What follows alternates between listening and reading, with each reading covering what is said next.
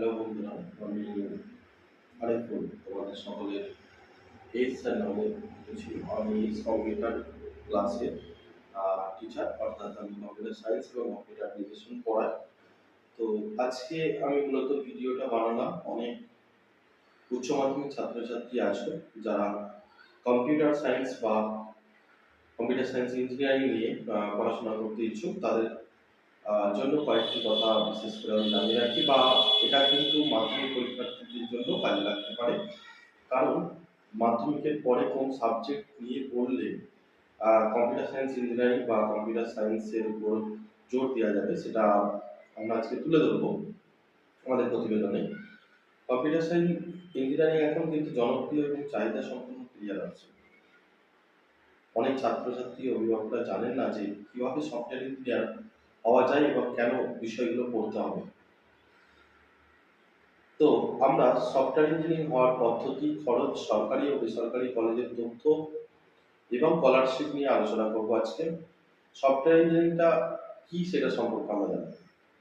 Software engineering হলো computer software application, website তৈরি, design এবং উন্নতির উপর একটি শাখা। এই পেশায় দক্ষ সফটওয়্যার ডেভেলপার, প্রোগ্রামার ও আইটি বিশেষজ্ঞরা কাজ করে। তো এই হচ্ছে সফটওয়্যার ইঞ্জিনিয়ারিং। এলিজিবিলিটি বা যোগ্যতা, উচ্চ মাধ্যমিকে বা হায়ার সেকেন্ডারিতে কি কি পড়তে হবে যদি এর উপর আমরা ক্যারিয়ার করতে চাই। সায়েন্স ডিপার্টমেন্ট অর্থাৎ বিজ্ঞান বিভাগে পিওর সায়েন্স ছাত্রছাত্রীরা ম্যাথামেটিক্স নিয়ে থাকলে তারা যে কোনো ইঞ্জিনিয়ারিং এন্ট্রান্স পরীক্ষার মাধ্যমে সফটওয়্যার ইঞ্জিনিয়ারিং এ পড়াশোনা করতে পারে। প্রয়োজনীয় বিষয় বিজ্ঞান স্ট্রিমে কি কি লাগতে পারে আমাদের এই কম্পিউটার সায়েন্স বা কম্পিউটার সায়েন্স ইঞ্জিনিয়ারিং নিয়ে পড়ার জন্য। প্রয়োজনীয় বিষয় হিসাবে পড়বে, এটা অবশ্যই মাধ্যমিক পরীক্ষার্থীরা মাথায় রাখবে। বিশেষ করে ফিজিক্স, কেমিস্ট্রি, ম্যাথামেটিক্স থাকতে হবে এবং ন্যূনতম 45% নাম্বার থাকতে হবে ম্যাথামেটিক্স। কম্পিউটার সায়েন্স নেওয়া কি বাধ্যতামূলক? না, তবে থাকলে সুবিধা পাওয়া যায়। কারণ আমি যেহেতু কম্পিউটার সায়েন্স নিয়ে পড়বো, তাহলে আমার অবশ্যই যদি আগে থেকে আমার কম্পিউটার সায়েন্স সাবজেক্টটা থাকে, মোটামুটি আমার বেসিক কনসেপ্ট বা বেসিক ধারণাটুকু আমার মধ্যে থাকবে।